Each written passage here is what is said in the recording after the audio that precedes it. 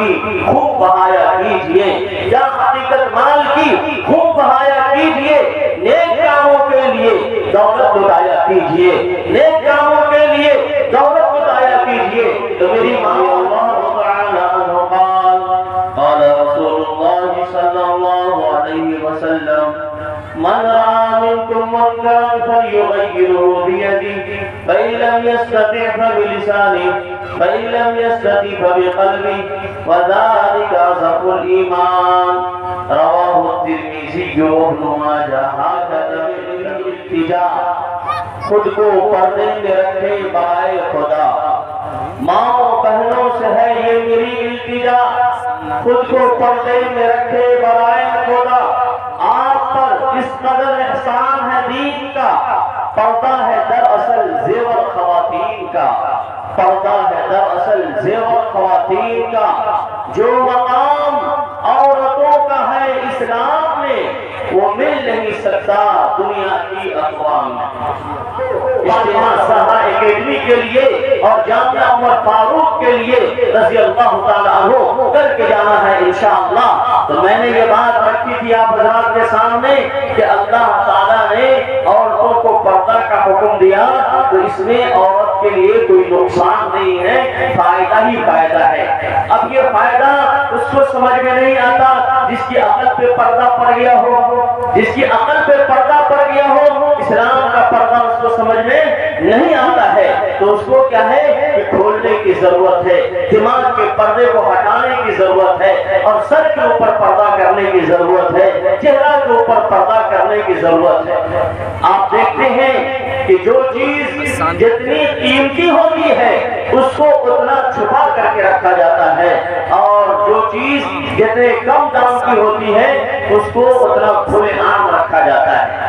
آپ جاتے ہوں گے مارکیٹ میں، بازار میں، ادھر ادھر دیکھتے ہوں گے سیمنٹ، بالو اور اسی طریقے سے جو پتھر ہے ادھر ادھر پڑا ہوتا ہے، لیکن پتھروں میں جو سب سے قیمتی چیز ہے جس کو ہیرا کہا جاتا ہے، موتی کہا جاتا ہے، زمرجد کہا جاتا ہے، وہ قیمتی پتھر آپ کو سڑک پر نظر نہیں آئیں گے، اور بہت سے لوگ تو دیکھے بھی نہیں ہوں گے کہ اصلی ہیرا کیا ہوتا ہے، اصلی ڈائمنڈ کیا ہوتا ہے۔ میری ماں اور بہنوں، تو یہ اللہ تعالیٰ نے آپ کو قیمتی چیز بنایا ہے، اس لیے پردے میں رہنے کا حکم دیا ہے۔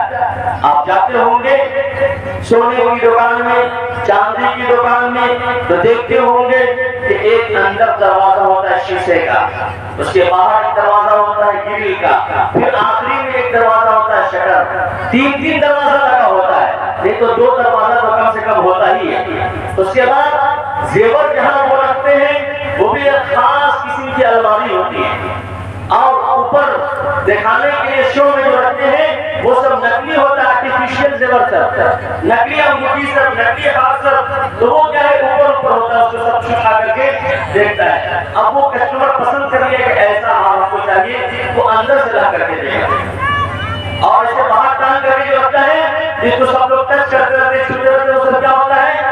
نقلی ہوتا ہے۔ تو ایسے ہی میری ماؤں اور بہنوں، آپ ایمان والی ہیں، دنیا میں جو کفار اور مشرکین کی بچیاں ہیں ان کی طرح آپ بغیر ایمان کے نہیں ہیں کہ جو چاہا ٹچ کر دیا، جو چاہا چھو دیا، جو چاہا نظر جما دیا۔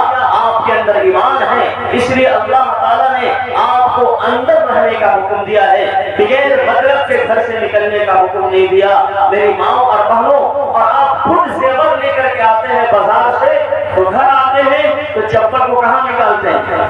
گھر کے باہر نکالتے ہیں، چپل کو گھر کے باہر نکالتے ہیں، اور زیور کو کہاں نکالتے ہیں؟ گھر کے اندر نکالتے ہیں۔ کہاں رکھتے ہیں اس کو؟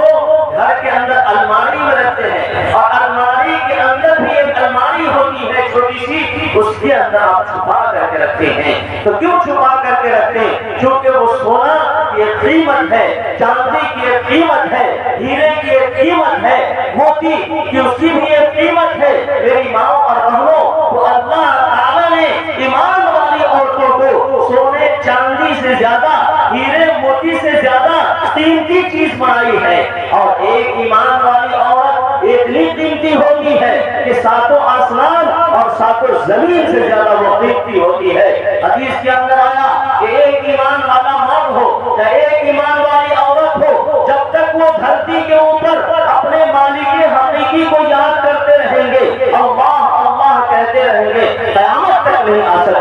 میری ماں اور بہنوں، تو آپ اپنے آپ کو پہچانیں اور سمجھیں کہ کتنی قیمتی چیز اللہ تعالیٰ نے آپ کو بنایا ہے۔ تو آج کل فیشن کا دور چل گیا ہے اور اس طرح کا لباس اور پوشاک بنا دیا گیا ہے کہ حدیث پاک کے اندر آتا ہے کہ بہت ساری عورتیں ایسی ہوگی جو دنیا میں ظاہری طور پر لباس پہنے ہوئی ہوگی، لیکن قیامت میں وہ عاریۃ ننگی ہوگی، پہنا ہوگی۔ تو علماء کرام نے اس کی تفسیر بیان کی کہ کچھ لباس ایسے ہوتے ہیں جو عورتوں کے اوپر دنیا میں حرام ہے، جائز نہیں ہے۔ وہ کیسے لباس ہے؟ ایسا لباس ہو جو بالکل پتلا ہو، باریک ہو، پہننے کے بعد بھی اندر کی جو چیزیں ہیں وہ نظر آ رہی ہو، چھلک رہی ہو، تو ایسے لباس کو بھی منع کیا گیا ہے دین اسلام کے اندر۔ دوسرے نمبر پر ایسا لباس عورت پہنے کہ وہ لباس تو موٹا ہو لیکن جسم میں اتنا چسپا ہو کہ سمجھ میں نہ آئے کہ یہ کپڑا پہننے کے بعد سلا گیا ہے یا سل کر کے پہنایا گیا ہے۔ چوڑی دار پیجامہ کیا کیا سب آج کل چلا ہوا ہے فیشن کے طور پر، گلدمی رنگ کا کہ بسا ہوتا تو لگتا ہے کہ کیا کہا جائے، سمجھنے والوں کے لیے اشارہ کافی ہوتا ہے میری ماں اور بہنوں۔ تو کپڑا بالکل جسم سے چسپا نہیں ہونا چاہیے بلکہ تھوڑا سا ڈھیلا ڈھالا ہونا چاہیے۔ تو دو طرح ہو گیا۔ تیسرے طرح کا وہ لباس جو بالکل کیا ہو کہ کٹا پھٹا ہو، جیسے آج کل دیوانے نوجوانے کو دیکھتے ہوں گے کہ زبردستی جینس کو پھاڑ لیتا ہے یا پھٹا ہوا ہی خرید کر کے فری میں لاتا ہے یا پیسہ دے کر کے لاتا ہے، بات سمجھ میں نہیں آتی ہے۔ تو اس طرح کا فیشن چل گیا ہے۔ تو یہ کٹا پھٹا لباس سب دین اسلام کے اندر کیا ہے؟ ناجائز ہے، حرام ہے۔ آپ کا کپڑا اگر پھٹ گیا ہے آپ اس کو سل لیں، پیبند لگا لیں، آپ کو ثواب ملے گا، سنت ادا ہو جائے گی۔ لیکن زبردستی فیشن کے طور پر اس کو پھاڑ کر کے پہنیں گے تو اس لیے گناہ کا کام ہو جائے گا۔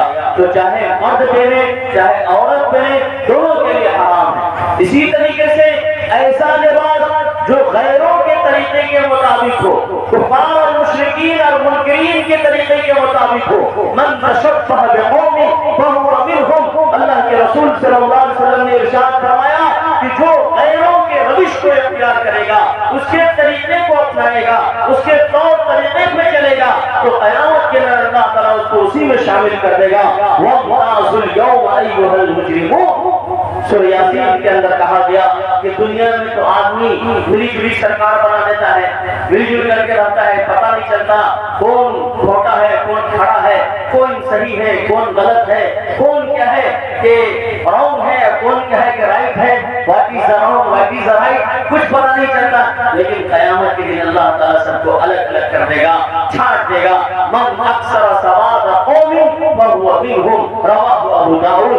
بزرگوں یہ ابو داؤد شریف کے اندر بھی کہا گیا کہ اگر کوئی کسی قوم کے متشابہ زندگی گزارتا ہے، اس کے کلچر کو، اس کی تہذیب کو، اس کے تمدن کو اپناتا ہے اور اس کے فیشن کو اپناتا ہے، یا پھر اس قوم میں بھیڑ میں اضافہ کرتا ہے، اس کے ساتھ جو اس طرح کی گندی حرکتیں ہوتی ہیں، الٹے سیدھے کام ہوتے ہیں، اس میں وہ شامل ہو جاتی ہے، جو گانا بجانا ہوتا ہے اس میں وہ شامل ہو جاتی ہے، تو کیا ہے کہ اللہ تبارک و تعالیٰ قیامت کے دن اس کو ایمان والوں کی سب سے خارج کر دے گا، نکال دے گا اور اس کو بھی اسی میں شامل کر دے گا۔ تو اس سے بھی آپ کو بچنا ہے۔ اسی کے ساتھ ساتھ ایک چیز آپ کو یہ بھی یاد رکھنا ہے کہ کوئی بھی لباس پہنے، کوئی بھی پوشاک پہنے، آپ کو تکبر نہیں آنا چاہیے، فخر نہیں آنا چاہیے۔ اور کیا ہوتا ہے خاص طور پر ماؤں بہنوں کے اندر، ہاں عید کے موقع سے ہم 15,000 کا کپڑا لیے، سب کو دکھاتی رہے گی، دیکھیے اتنا مہنگا کپڑا لیے،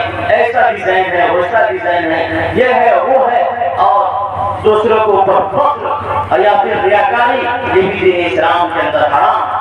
جو حیثیت اللہ نے دی ہے آپ پہن سکتے ہیں، لیکن کسی کو جلانے کے لیے، کسی کو دکھانے کے لیے، کسی پر تکبر کرنے کے لیے اگر آپ ایسا لباس اور پوشاک پہنتے ہیں تو اس لباس اور پوشاک کی دین اسلام کے اندر اجازت نہیں ہے۔ اسی کے ساتھ ساتھ ایسا لباس ایسا پوشاک ہو، خاص طور پر آج کل جو نقاب چل گیا ہے مارکیٹ کے اندر، تو اس نقاب کو بھی ایک نقاب کی ضرورت پڑ گئی ہے، اتنا اس میں زیب و زینت، بیل بوٹے اور کیا کیا پھول پتیاں سب لگا دی جاتی ہیں کہ بیچاری بوڑھی عورت کو پہنا دیا جائے تو وہ بھی کیا ہے کہ معلوم ہوتی ہے نوجوان ہے. جیسا کہ ایک جگہ ایک بوڑھی عورت اسی طرح کا نقاب گھر میں پڑا ہوا تھا, بیچاری پہن لی, کہیں جا رہی تھی, ایک دیوانہ اس کے پیچھے جو ہے پڑ گیا, مجنون بن کر کے سوچا کہ لیلا جا رہی ہے. اب 1 کلومیٹر تک اس کا پیچھا کرتا رہا, اس کا بیچاری چہرہ عورت بول دی اور کہا دیکھو ہم تو تمہاری دادی کی عمر کی ہیں, ہم کیا ہے تمہارے دادی کی عمر کی ہیں. لیکن وہ دیوانہ بھی ڈیجیٹل 5G چل رہا ہے, اسی جنریشن کا تھا, وہ کہا میں اپنے لیے اپنے دادا کے لیے جواب لگا رہا ہوں, اپنے لیے نہیں اپنے دادا کے لیے ڈھونڈ رہا ہوں. تو آج کل بچے 5G کچھ ہوتے ہیں دوست بزرگوں, تو اس لیے نقاب بالکل سادہ, دین اسلام کے اندر سادگی کو پسند کیا گیا ہے. نقاب کے اندر اتنے بیل بوٹے زیب و زینت نہ بنا دیے جائیں کہ پھر نقاب کی اہمیت ختم کر دی جائے.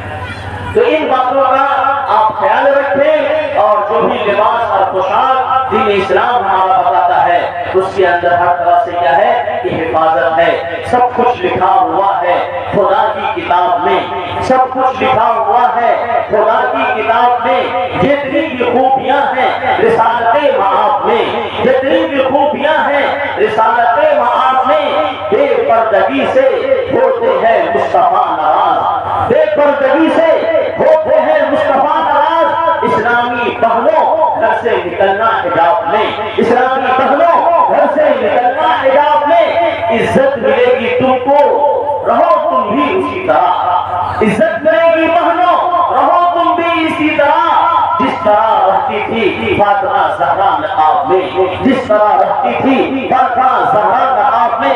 اور ماشاءاللہ ادارے کا نام, اکیڈمی کا نام بھی فاطمہ زہرا رضی اللہ تعالی عنہا کے نام سے جڑا ہوا ہے. تو اس کی برکتیں, اس کی سعادتیں بھی آپ حاصل کریں, اور ان جو ان کی خوبیاں تھی ان خوبیوں کو اپنانے کی کوشش کریں. ایک جگہ میرا پروگرام چل رہا تھا اور وہاں کے سرپنچ اور مکھیا جی وغیرہ بھی تھے, اتفاق سے دونوں غیر مسلم تھے اور بڑا پردہ کا معاملہ چل رہا تھا. تو میں نے کہا یہ پردہ ہمارے آج بھی ہندو دھرم میں جو معزز خاندان اچھے لوگ ہیں, پڑھے لکھے لوگ ہیں, ان کی عورتیں بھی پردہ کرتی ہیں, اور ان کے گھر میں بھی ایرو نتو گھروں سب کو جانے کی اجازت پرمیشن نہیں ہوتی ہے. خاص لوگ بھی ان کے گھر میں جاتے ہیں, ان کی عورتیں بھی گھونگھٹ ٹانگتی ہے. تو وہ تعجب کرنے لگے. پھر میں نے کہا کہ ہنومان جی بھی اپنے بھابھی سے پردہ کرتے تھے, شری رام چندر جی سیتا جی کو پردے کا حکم دیے تھے, اور باضابطہ وہ پردہ کرتی تھی, گھونگھٹ ٹانگ کر کے رکھتی تھی. اور جب 14 سال کے ونواس کے بعد شری رام چندر جی آتے ہیں اور شریمتی سیتا جی آتی ہے, تو ہنومان جی کو کہا جاتا ہے کہ اپنے بھابھی کے گلے کے اندر مالا ڈالو. اور بہت ساری خواتین ہوتی ہے, مسکرات ہوتی ہے, ناریاں ہوتی ہے, تو ہنومان جی نہیں پہچان پاتے. تو کہتے تم کیوں نہیں پہچانے اپنے بھابھی کو؟ تو کہا آج تک میں نے اس کا چہرہ نہیں دیکھا, آج تک میں نے اس کا چہرہ نہیں دیکھا, میں ان کو پاؤں سے دیکھ کر کے پہچانتا تھا. تو پاؤں دیکھ کر کے پہچانتے ہیں. تو یہ چیزیں ہیں, اور چاہے جتنی ڈیجیٹل بن جائے اور جتنا چاہے منی اسکارٹ پھٹا پھٹا لباس پہنے زندگی میں, لیکن شادی ہوتی ہے تو اس دن وہ پردے کے اندر آتی ہے کہ نہیں آتی, اس دن وہ گھونگھٹ ڈالتی ہے چہرے کے اوپر نہیں ڈالتی ہے. تو دین اسلام یہ محمد صلی اللہ علیہ وسلم نہیں لے کر کے آئے, بلکہ دین اسلام کو محمد صلی اللہ علیہ وسلم پر کمپلیٹ کیا گیا, مکمل کیا گیا. دین اسلام تو جناب محمد رسول اللہ صلی اللہ علیہ وسلم سے پہلے شرع لکم من الدین ما وصى به ابراہیم وموسیٰ وعیسیٰ ان اقیموا الدین. تو یہ موسیٰ, عیسیٰ, نوح, حضرت ابراہیم علیہ السلام, اور اس سے پہلے جناب کیا ہے کہ حضرت آدم علیہ السلام جو آئے تھے, تو ان کو جو قانون اور نیم دیا گیا تھا وہ دین اسلام ہی دیا گیا تھا. اللہ تعالیٰ کے بہت سارے نام ہیں, تو اس میں ایک نام اللہ تعالیٰ کا السلام. تو وہی السلام سے اللہ تعالیٰ نے قانون بنایا اور اس کا نام اسلام رکھا. تو شروعات دین اسلام کی کہاں ہوئی؟ حضرت آدم علیہ السلام پر ہوئی, اور مکمل کہاں ہوا؟ جناب محمد رسول اللہ صلی اللہ علیہ وسلم پر مکمل ہوا۔ دنیا کے پہلے انسان کون ہے؟ حضرت آدم علیہ السلام، اور انہی کو جو کرسچن لوگ ہیں وہ کہا کر کے انگلش میں بولتے ہیں، تو آدم کو ایڈم بولتے ہیں۔ ایڈم گریس شری لنکا اور ہندوستان کے بیچ کا ایک حصہ ہے، وہ ایڈم گریس، وہاں پہ ایک پل ہے، وہ آدم علیہ السلام کے نام سے منسوب ہے۔ اور باضابطہ اللہ تعالیٰ نے ہندوستان کے اندر جو اکھنڈ بھارت تھا، شری لنکا ہندوستان کا حصہ بھارت کا پرانا، اس کے اندر اللہ تعالیٰ نے حضرت آدم علیہ السلام کو مبعوث فرمایا تھا، اوترت کیا تھا، بھیجا تھا۔ اور آدم علیہ السلام کو جو ریلیجن دیا گیا، مذہب دیا گیا، دھرم دیا گیا، وہ کون دھرم تھا؟ یہ دین اسلام تھا۔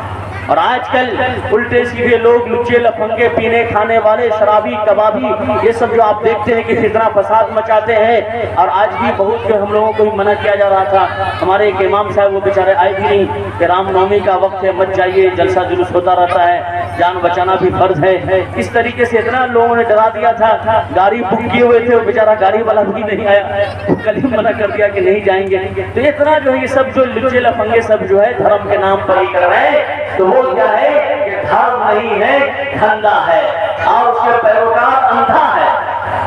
اس کا جو پیروکار کون ہے؟ وہ دھرم نہیں ہے، دھندا ہے، اور اس کا پیروکار اندھا ہے۔ ورنہ جو ہندو دھرم کی کتابیں ہیں اس کے اندر بھی اتیاچار سے، جرائم سے، کرائم سے، ظلم و ستم سے منع کیا گیا۔ اور ہمارے ہندو بھائیوں کی کتاب ہے جس کا نام ہے شریمد بھگوت گیتا، تو 16ویں ادھیائے کے دوسرے شلوک میں کہا گیا، اہمسا ستیم کروتستیاگا شانتی رپیشورم دیا بھوتیشورلوکتوم مارتم ویریہ چاپرام۔ اہمسا، یہ ظلم و ستم نہیں کرنا ہے، اتیاچار نہیں کرنا ہے، کرائم اور جرائم نہیں کرنا ہے، ستیم ہمیشہ سچ بولنا ہے، الصدق ینجی والکذب یہلک، کہ سچائی انسان کو نجات دلاتی ہے اور جھوٹ انسان کو تباہ و برباد کر دیتا ہے۔ تو یہ سچائی کا حکم دیا گیا۔ کرود کے معنی کا غصہ، ایک صحابی کہتے ہیں اللہ کے رسول صلی اللہ علیہ وسلم کے پاس موڈ اس کا لگ رہا ہے کہ خراب ہے، تب پریشر اس کا آئی لگ رہا تھا، اللہ کے رسول صلی اللہ علیہ وسلم فرمایا لا تحزن، غصہ مت کرو، غصہ مت کرو، بردباری کو اپناؤ، حکمت کو اپناؤ، لا تحزن، کرو دست تیاگا، کرو غصہ کو چھوڑو، تیاگا، اور وہ جھک جھاک میں رہتے ہو، الٹی سیدھی کام اور بدعات خرافات تمام کو تیاگ دو، چھوڑ دو، سمپل لائف، بالکل سادگی کے ساتھ زندگی گزارو، شانتی کا پیشنم، آؤ شرم و حیا کو اپناؤ، شانتی کا ماحول بناؤ، امن و سکون کا ماحول بناؤ۔ رام نومی اور پھر اس طریقے سے درگا پوجا اور کیا کیا یہ سب جو ہے اسلام میں جو خرافات ہوتے ہیں، کوئی جو ہے صحیح ہندو نہیں ہوتا اور صحیح سناتن دھرم کا ماننے والا نہیں ہوتا۔ صحیح سناتن دھرم کا اگر وہ ماننے والا ہوگا تو کیا پہنے گا؟ وہ جوتا نہیں پہنے گا، کھڑاوا پہننا پڑے گا اس کو، لکڑی کا چپل، کیونکہ سناتن دھرم کا جو لباس ہے پہننے کا پاؤں میں وہ کھڑاوا ہے، یا پیدل رہیے، ننگے پاؤں رہیے یا کھڑاوا پہنیے۔ یہ کرسچن اور عیسائی کا دیا ہوا بیک شاٹ اور ٹائی لگائے ہوئے، جوتا موجہ پہنے یہ سب کرسچن کا دیا ہوا، وہ تو پہنے ہوئے اسلامی لباس ہے، لیکن وہ کہاں سے آیا؟ کرسچن لوگوں سے آیا، تو وہ تو ہندو کی تہذیب نہیں ہے۔ تو آپ اگر پکی ہندو بننا چاہتے ہیں تو یہ جوتا موزہ چپل سب کو چھوڑ کے کھڑاؤں میں آ جائیے۔ ایک صاحب سے میری بات ہوئی تو میں نے اس کو کہا کہ ٹھیک آپ سچے سناتنی بننا چاہتے ہیں تو میں آپ کو بتاتا ہوں کہ سچے سناتنی کو کیسے رہنا چاہیے، اور اس کے بعد کیا کرنا ہے آپ کو۔ یہ جو جتنا آپ سوٹ بوٹ ایسا پہنے ہوئے سب کو ہٹائیے اور کیا پہنیے، ایک تو بھگوا رنگ کی کیا ہے کہ دھوتی پہنیے، اسی سے آپ کا اوپر کا بھی ڈھکے اور نیچے کا بھی ڈھکے، یہ سب کو اتار دیں۔ جیسا کہ آپ دیکھتے ہوں گے کہ ایک لال پری شری رام چندر جی کی تصویر جو لگی رہتی ہے وہ کیسے لباس میں رہتے ہیں، کوئی ٹائی لگا کر کے، کوئی سوٹ وغیرہ پہن کر کے تو نہیں رہتے ہیں، تو ویسے آپ کو رہنا ہے۔ اور پردہ سے کیا ہے، آپ کو بال کی چوٹی رکھنی ہے، کیونکہ وہ بھی کیا ہے کہ سناتن دھرم کی پہچان۔ اور جو آپ مانگ پر جو تلک لگاتے ہیں، یہ تلک جو ہے یہ پہچان لگانے کے لیے نہیں ہے، بلکہ یہ اللہ تبارک و تعالیٰ کی طرف سے آتی ہے۔ اور وہ کیسے آتی ہے تو کہا گیا سورہ محمد کے اندر सीमाहुम फी वजूहिहिम मिन अथरिस सुजूद ज़ालिका मसलुहुम फित तौराति व मसलुहुम फिल इंजील ज़ालिका मसलुहुम फित तौराति व मसलुहुम फिल इंजील। ये मिसाल पहली किताबों में बयान की गई है, तौरात के अंदर भी, इंजील के अंदर भी, कि जब आदमी एक ईश्वर की भक्ति करता है, उसके सामने माथा झुकाता है, उसको अपने हृदय में बसाता है, तो उसके पेशानी पे एक निशान पड़ जाता है, एक चमक पैदा होती है, और उस चमक का तस्करा वेद गीता के अंदर भी किया गया है। तो जबरदस्ती पेंटिंग करने से वो चमक पैदा नहीं होती, वो अल्लाह की तरफ से वो चमक पैदा होती है, वो अल्लाह की तरफ से लगती है। दोस्तों बुजुर्गों,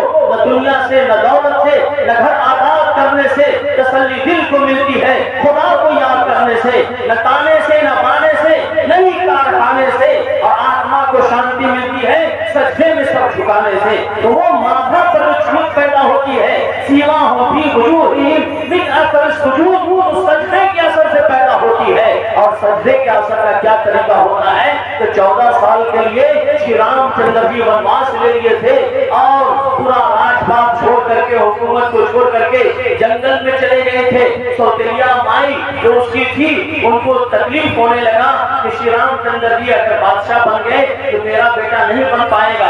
तो उन्होंने बलिदान दिया, कुर्बानियां पेश कर दी, और पूरा राजपाट को छोड़ करके चले गए। तो हनुमान जी ने पूछा कि ये बताइए कि मैं किसकी भक्ति करूं, किस तरह से इबादत करूं? तो श्री रामचंद्र जी ने कहा, और समाता रखा जय दिव्य जन्मुच्यते दिव्या कोंडलाकार का चतुर्थार्ध चंद्र का पंचबिंदु संयुक्त ओम दिव्य ज्योति रूप का श्री राम तत्व अमृत। एक किताब का नाम श्री राम तत्व अमृत। तो उसके अंदर कहा गया कि सीधे पहले नंबर पर खड़े हो जाओ, उसके बाद क्या है घूम जाओ, जिस तरीके से इयरिंग घूमी होती है या चांद घुमा होता है, उसके बाद 8 अंगों पर सजदा करो, 7 काम करो, तो उसमें जाकर के तुम्हारे सजदे में चमक पैदा हो। यह तरीका बताया गया था। और श्रीमद् भागवत गीता के अध्याय नंबर 6 के अंदर 10 नंबर श्लोक से लेकर 20 तक पूरा जो है तरीका नमाज का सिखाया गया। और आपको ताज्जुब होगा कि नमाज का लफ्ज़ उर्दू का नहीं है, नमाज का लफ्ज़ कुरान का नहीं है, हदीस का नहीं है, अरबी का नहीं है।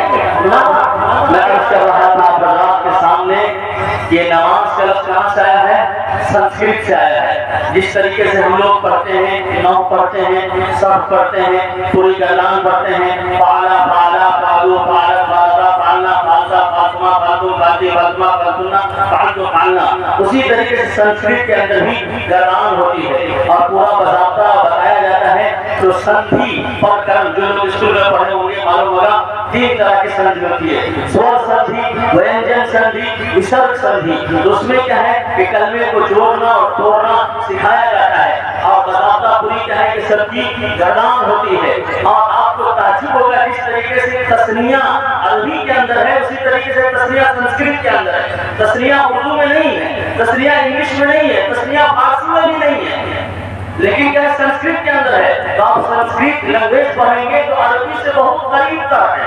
और आदम का लफ्ज़ भी जो है ये अरबी का लफ्ज़ नहीं है, ये भी संस्कृत से आया। आदि मानव, आदि के माने अव्वल, पहला, मानव के माने इंसान, इसी से बनाया मानवता, इंसानियत। तो आदि मानव को जोड़ करके आदम बना दिया गया। दोस्तों बुजुर्गों, ये नमाज का लफ्ज़ भी कहाँ से आया? संस्कृत से आया।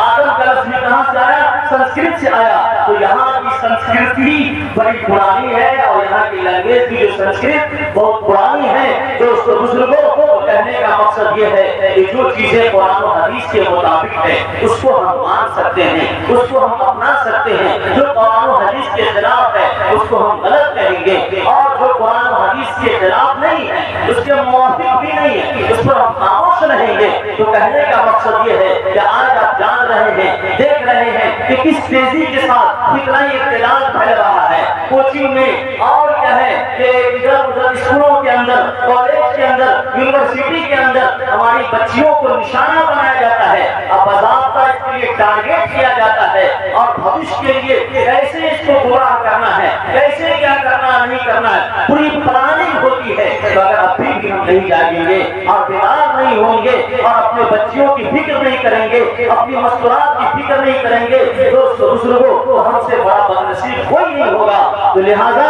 اللہ تبارک و تعالیٰ ہم لوگوں کو آخری نبی کی آخری امت میں پیدا کیا، لا نبی بعدی ولا امت بعدکم، اے دنیا والو سن لو، میرے بعد کوئی نبی نہیں ہے اور تمہارے بعد کوئی امتی نہیں ہے۔ یہ پیغام لے کر کے ہم جائیں کہ انشاءاللہ اللہ کے رسول صلی اللہ علیہ وسلم کا جو پیغام ہے ہر کچے پکے گھر تک پہنچائیں گے، اور وہ پیغام نہ پہنچانے کی وجہ سے اس طرح کی نوبت آ گئی ہے کہ آج ہمارے بچیاں اور بچے ادھر جا رہے ہیں۔ جلتے گھر کو دیکھنے والوں پھوس کا چھپر آپ کا ہے، جلتے گھر کو دیکھنے والوں پھوس کا چھپر آپ کا ہے، آپ کے پیچھے تیز ہوا ہے، آگے مقدر آپ کا ہے، اس کے بغل میں میں خوشبا، میرا نمبر اب آیا، میرے بغل میں آپ کا گھر ہے، اگلا نمبر آپ کا ہے، میرے بغل میں آپ کا گھر ہے، اگلا نمبر آپ کا ہے۔ اگر آپ کے پڑوس میں کسی کے گھر میں آگ لگ گئی ہے، آپ اس کو بجھانے کی فکر نہیں کریں گے، کوشش نہیں کریں گے، تو آپ کے گھر میں بھی آگ لگ جائے گی۔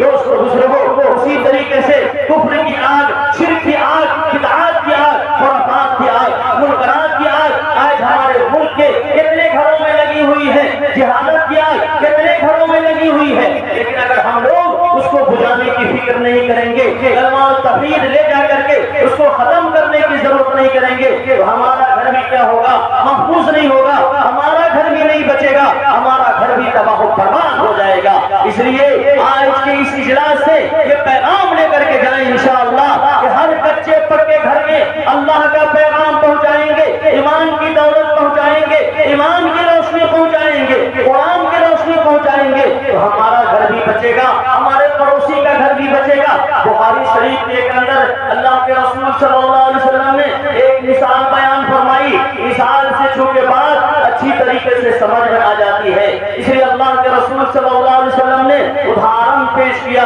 مثال دی اور کا ایگزامپل پیش کیا، اور کہا سنو، مثل القائم فی حدود اللہ والواقع فیہا کمثل قوم استہموا علی سفینۃ فسار بعضهم اعلاها وبعضهم اسفلها، کہ سنو اللہ تبارک و تعالیٰ تمہارے لیے ایک مثال پیش کرتا ہے، وہ مثال کیسی ہے، وہ مثال ایسی ہے کہ دو منزلہ کشتی ہو، شپ پانی کا جہاز آپ نے دیکھا ہوگا، تو دو منزلہ کشتی ہو، کچھ لوگ قرآن اندازی کے ذریعے اوپر کے حصے میں چلے گئے ہوں، کچھ لوگ نیچے کے حصے میں چلے گئے ہوں، نیچے والے کو پانی کی ضرورت پڑتی ہے تو اوپر جاتا ہے، دروازہ کھٹکھٹاتا ہے، اوپر سے پانی لے کر کے آتا ہے، تب پانی پیتا ہے۔ اوپر والے اگر یہ سوچ لیں کہ میں دروازہ لاک کر دیتا ہوں، بند کر دیتا ہوں، تو پھر کیا ہے، نیچے والے پریشان ہوں گے، پیاس سے تڑپیں گے، اور کتنی دیر تک تڑپیں گے، اور وہ نیچے والے سوچ لیں ارے یہ شپ ہے، پانی کا جہاز ہے،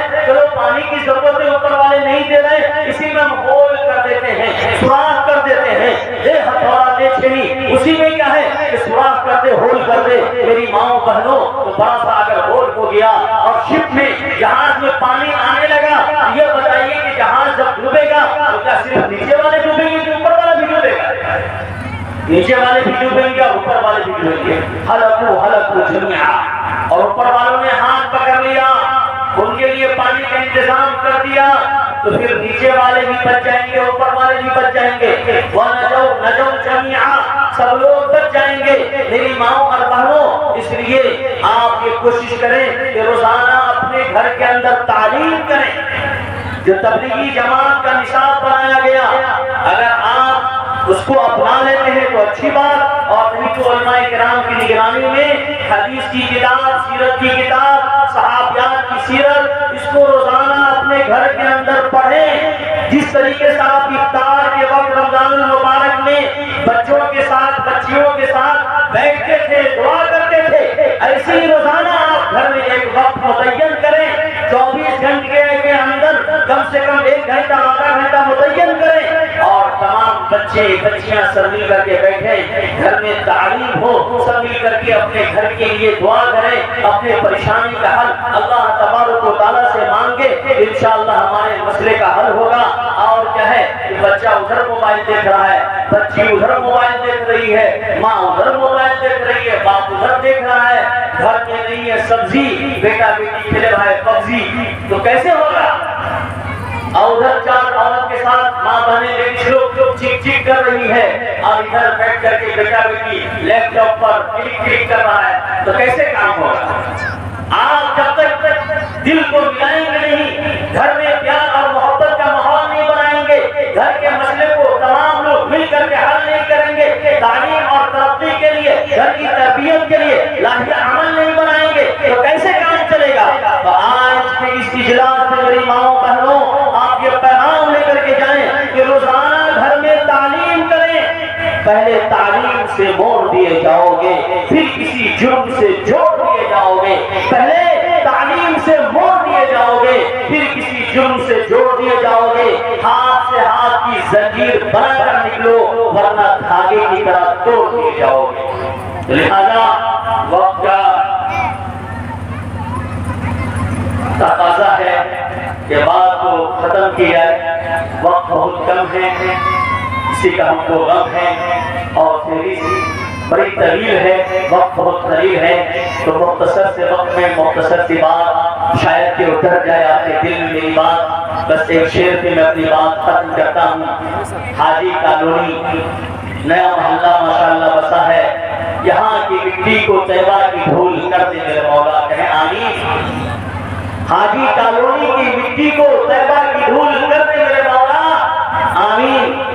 یہاں کے افراد کو اشخاص کو پابند رسول کر دے میرے مولا، مہک جائے دمک جائے، جہاں سے حاجی کالونی والے گزرے ہر ایک کو ایسا مدنی پھول کر دے میرے مولا، آمین یا رب العالمین۔